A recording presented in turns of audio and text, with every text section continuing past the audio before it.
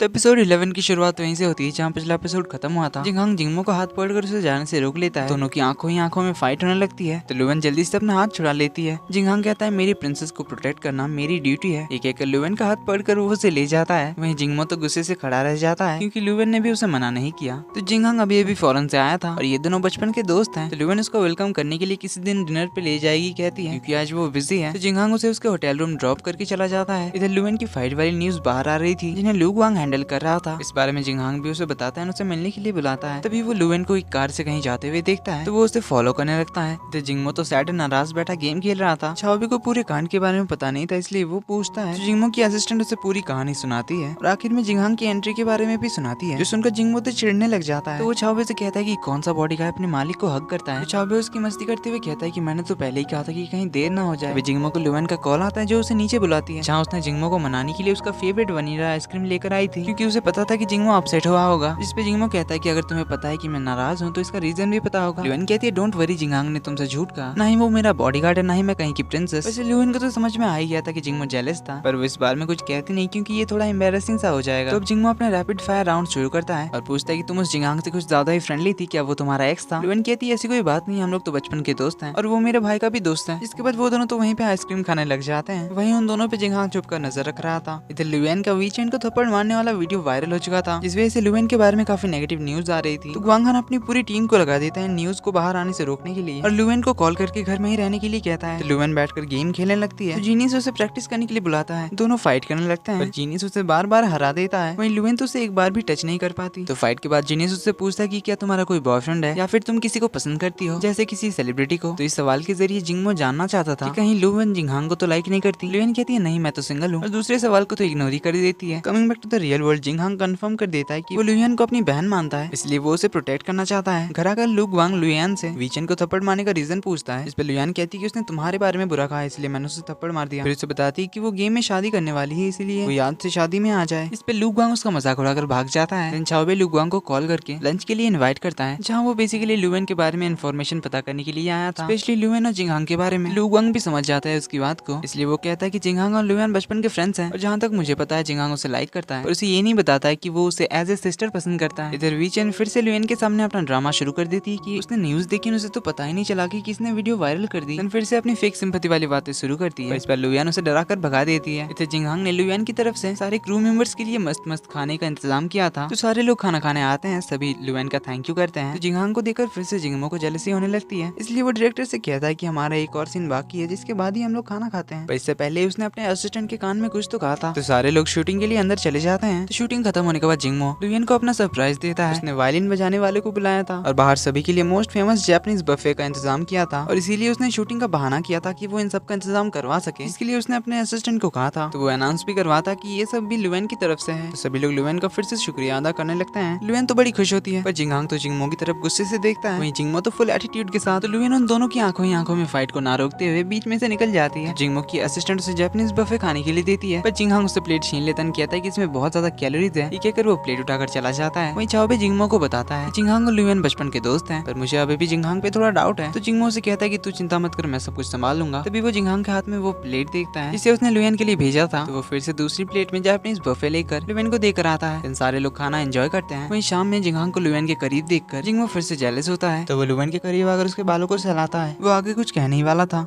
कि तभी उसकी असिस्टेंट उसे इंटरव्यू के लिए बुलाती है। तो जिंगमो से इंटरव्यू के बाद उसे कुछ कहना है ये कहकर चला जाता है। तो जिंगहांग लुवेन को ट्रीट देने के लिए कहता है। इसके लिए लुवेन मान जाती है। तो जिंगहांग कार रेडी करने जाता है पर लुवेन को याद आता है कि आज तो उसकी गेम में शादी होने वाली थी इसलिए वो परेशान हो जाती है। तो वो जल्दी से इस ट्वीट को निपटा कर ऑनलाइन आना चाहती थी इसलिए वो भागकर बाहर जाती है। तभी जिंगमो उसे देखकर उसका हाथ पकड़कर रोकता है, उसे कहता है कि उसे कुछ कहना है पर क्योंकि लुवेन जल्दी में थी इसीलिए वो कहता है कि हम किसी दिन और बात करेंगे। तो लुवेन भागकर चली जाती है जिसके बाद हमें रेस्टोरेंट का सीन दिखाया जाता है जहाँ वो लोग खाना ऑर्डर कर ही रहे थे कि तभी लुवेन नोटिस करती है कि यहाँ तो नेटवर्क ही नहीं है जिससे लुवेन तो और परेशान हो जाती है क्योंकि वो ऑनलाइन नहीं जा सकती। इधर घर में जिंगमो वेट कर रहा था रात के 9 बजने का क्योंकि उस टाइम उनकी गेम में होने वाली थी ग्रैंड वेडिंग। तो टाइम होने ही वाला था। लुवेन जल्दी जल्दी से खाना खाती है, वॉशरूम का बहाना करके भाग जाती है और उस रेस्टोरेंट के हर जगह घूमने लग जाती है ताकि उसे अच्छा नेटवर्क मिल जाए।